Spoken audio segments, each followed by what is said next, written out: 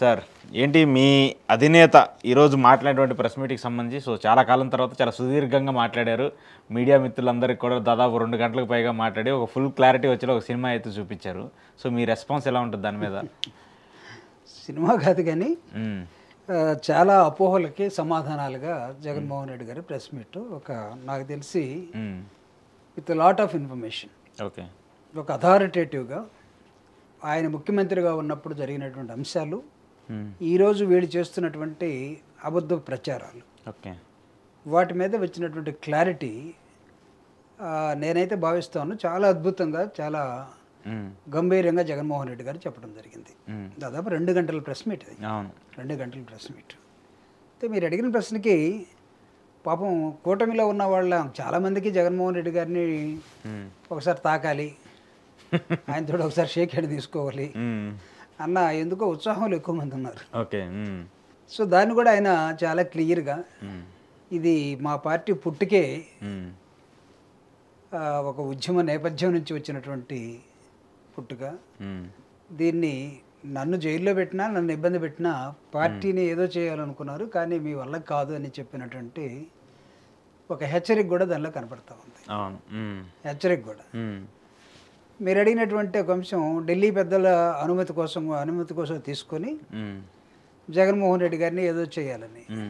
ఢిల్లీ పెద్దలు అంటే ఎవరుంటారు? ఇక బీజేపీ, అమిత్ షానో, మోదీనో వీళ్ళే కదా, కూటమిలో ఉన్నటువంటి పార్టీలు.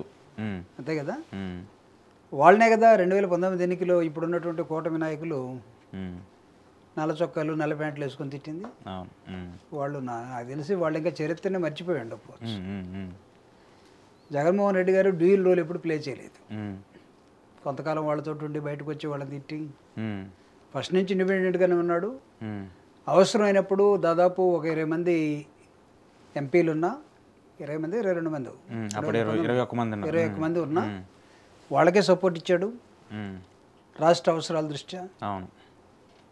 తర్వాత చాలా అంశాల్లో వైఎస్ఆర్ కాంగ్రెస్ పార్టీ ఉన్నప్పుడు కేంద్రం, సెంట్రల్ అండ్ స్టేట్ రిలేషన్స్ ఎలా ఉండాలో వాటిని అలా ఉంచాడు. ఓకే, ఎక్కడ కూడా ఈవెన్ అప్స్ అండ్ డౌన్స్ కూడా కనపడలేదు. కాబట్టి జగన్మోహన్ రెడ్డి గారి దగ్గర ఉన్నటువంటి క్రెడిబిలిటీ కానీ, రాజనీతి కానీ నాకు తెలిసి మోడీ అండ్ మా అమిత్ షా అంత తొందరగా మర్చిపోతారని నేను అనుకున్నాను. అవునా? గుర్తుపెట్టుకుంటారా బాగానే? అంటే ఒక ముఖ్యమంత్రిగా తను చూపించినటువంటి అనేక అంశాల మీద తన అభిప్రాయాలు కానీ, దేశ పరిస్థితుల దృష్ట్యా చేసినటువంటి విధానం, రాష్ట్ర పరిస్థితులు ముఖ్యమైనప్పుడు. సో ఇప్పుడు ఓడిపోయి ఉండొచ్చు, బీజేపీ వాళ్ళు సపోర్ట్ చేసుకుని ఉండొచ్చు, వాళ్ళందరూ ప్రభుత్వంలోకి వచ్చి ఉండొచ్చు. కానీ నాకు తెలిసి అమిత్ షా కానీ, మోడీ గారు కానీ, లేకపోతే మిగతా వాళ్ళు కానీ 2024-29 రాజకీయాల వరకే వాళ్ళ ఆలోచన ఉండి అక్కడ వాళ్ళు ఆగిపోయేది ఆ పార్టీ కాదు అది. డెఫినెట్లీ కదా, వాళ్ళు సుదీర్ఘంగా ఆలోచిస్తారు. వాళ్ళు మన విజన్ లాగా ఈ లేని విజన్ కల్పించుకొని విజనరీ అనిపించుకునే విధానం కాదు. వాళ్ళు విజనరీ కాకపోయినా వాళ్ళు ఒక పెద్ద లాంగ్ విజన్లో ఉంటారు. వాళ్ళు ఓకే, వాళ్ళు టార్గెట్ చాలా లాంగ్ రేంజ్లో కూడా ఉంటుంది. ఓకే.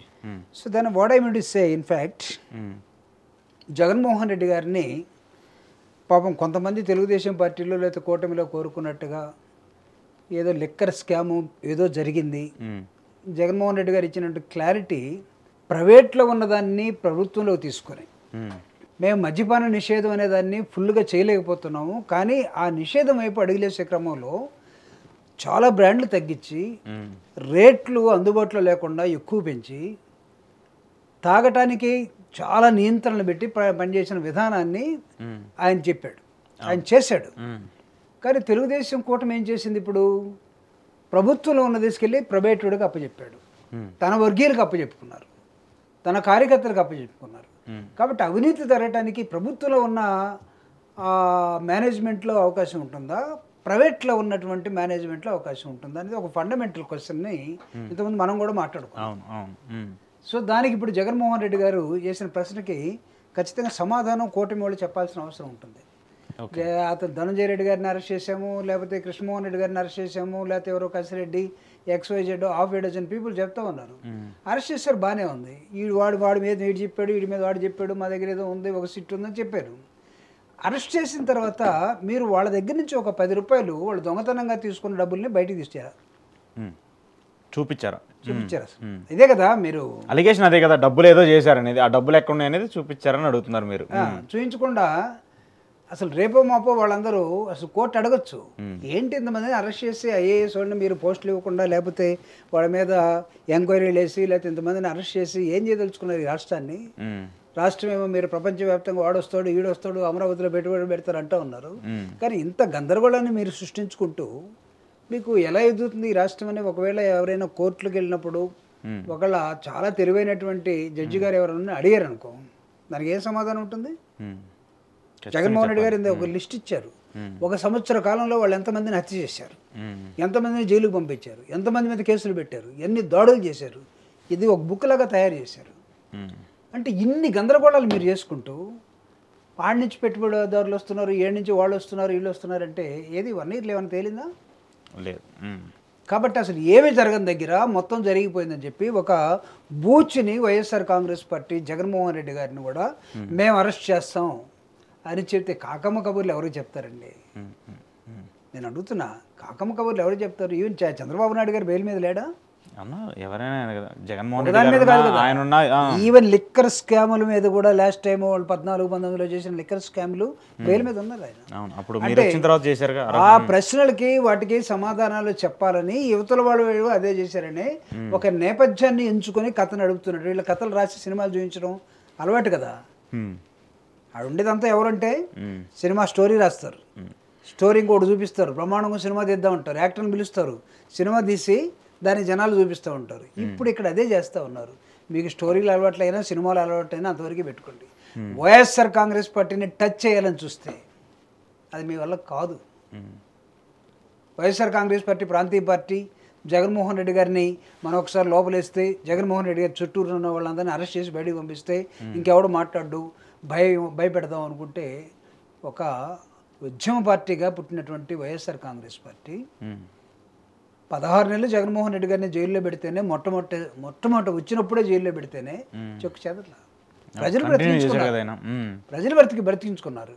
ఈరోజు కూడా 40% ఓటింగ్ పర్సంటేజ్ ఉన్నటువంటి పార్టీ ఇది. ఓడిపోవచ్చు, 11 సీట్లు రావచ్చు. మొన్న మీరు ఎలా గెలిచారో కూడా తెలుసు. మీ కూటమి అవన్నీ వస్తాయి బయటికి. కూటమి ఎలా గెలిచిందో కూడా తెలుసు. మీ అందరికీ నిలువెల్లా ఒళ్ళల్లా మీకు అనుమానాలే. గిచ్చుకొని చూసినా కానీ 30,000 50,000 మెజార్టీ నిజంగా నాకు వచ్చిందా నా ముఖానికి? ఏం జరిగింది? ఎవరు మాయా, మోడీ మాయా లేకపోతే మిషన్ మాయా అనుకొని మీరు బతుకుతూ ఉన్నారు ఇక్కడ. ఓకే, వాళ్ళు కూడా ఇంకా కన్ఫ్యూజన్లో ఉన్నారా ఆ రిజల్ట్ మీద? ఆ రిజల్ట్ మీద ప్రతి వాడి కన్ఫ్యూజనే కదా. మనం ఎక్కడి నుంచి వచ్చాము, ఏం పని చేసాము, ఇంతలో రావడం కారణం ఏంటి అని అనుకుంటే అది ఆ స్టోరీ మొత్తం వేరుగా ఉంటుంది. ఓకే, కాబట్టి జగన్మోహన్ రెడ్డి గారు ఇచ్చినటువంటి క్లారిఫికేషన్ కానీ ఫర్ సో మెనీ డౌట్స్, అవును, చాలా విషయాల్లో ఆ ప్రెస్ మీట్ చూసిన తర్వాత రాష్ట్రంలో ఉన్నటువంటి ఏ పార్టీ సంబంధించిన వ్యక్తులు కానివ్వండి, ఇంటలెక్చువల్ కానివ్వండి, మా యావరేజ్ పీపుల్ కానివ్వండి, లేకపోతే మిడిల్ క్లాస్ కానివ్వండి, సామాన్యులు కానివ్వండి, ఆ ప్రెస్ మీట్ చేసిన తర్వాత ఈ కూటమి చేస్తున్నటువంటి దారుణమైన అంశాలు ఏవైతే ఉన్నాయో వాటికి పుల్ స్టాప్ పడిపోతాం. ఓకే, వాళ్ళు జనంలోకి వెళ్ళలేరు. వాళ్ళు ఇచ్చినటువంటి సూపర్ 6, వాళ్ళు ఇచ్చినటువంటి అనేకమైన ప్రామిసెస్ ఫస్ట్ అవి చేయమనండి. రేపు 4వ తేదీ జూన్ 4వ తేదీ వైఎస్ఆర్ కాంగ్రెస్ పార్టీ ఒక వెన్నుపోటు దినంగా ఒక పిలుపు ఇచ్చింది వైఎస్ఆర్ జగన్మోహన్ రెడ్డి గారు. ఆ పిలుపు చూడండి, రేపు కలెక్టరేట్ల ముందు జనం ఎలా వస్తారు.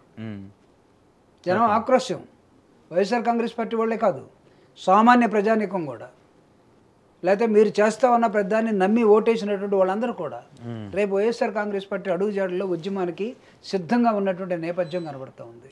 మీకు అయిపోయింది, 1 ఇయర్ అయిపోయింది, ఇంకా మీకు మిగిలిన 3 ఇయర్సే. లాస్ట్ ఇయర్ ఎలక్షన్ కాబట్టి ఇంకేం లేదు. ఇంకా 1 ఇయర్లో ఏమైనా చేశారా? ఏం లేదు. వాళ్ళని కొట్టడం, వీళ్ళని కొట్టడం, బెదిరించడం ఇంతవరకు సరిపోయింది. సో ఈ 3 ఇయర్స్ అన్నా అట్లీస్ట్ ప్రజలకు ఇచ్చినటువంటి మీ అబద్ధాల ప్రామిసుల్ని, ప్రజలకు ఇచ్చిన మీ అబద్ధాల ప్రామిసుల్ని నెరవేర్చమని వాళ్ళు అడుగుతూ ఉన్నారు. మీరు నెరవేర్చలేవు, మా దగ్గర డబ్బులు లేవు, మమ్మల్ని అర్థం చేసుకోమని మీరు బతిని అడుకుంటున్నారు. డబ్బులు లేవని తెలిసి కూడా జగన్మోహన్ రెడ్డి గారు 5 సంవత్సరాల్లో ఎంత అప్పు చేశాడో 1 సంవత్సరంలోనే మీరు డబుల్ చేశారు. 1,60,000 కోట్ల సంథింగ్ చేశారు. జగన్మోహన్ రెడ్డి గారు ఒకవేళ అప్పు చేస్తే సంక్షేమం కోసం వాడారు. మీరేమని చెప్తున్నారంటే ఒక చిన్న టౌన్ అమరావతి అనే దాని మీద మాత్రమే మీ ఫోకస్ ఉంది. ఒక కాలనీ కడతారేమోనండి, గేటెడ్ కమ్యూనిటీ. ఎందుకు సార్ 70,000 కోట్లు ఏమో అప్పు చేశారు, ఒక కాలనీ ఎలా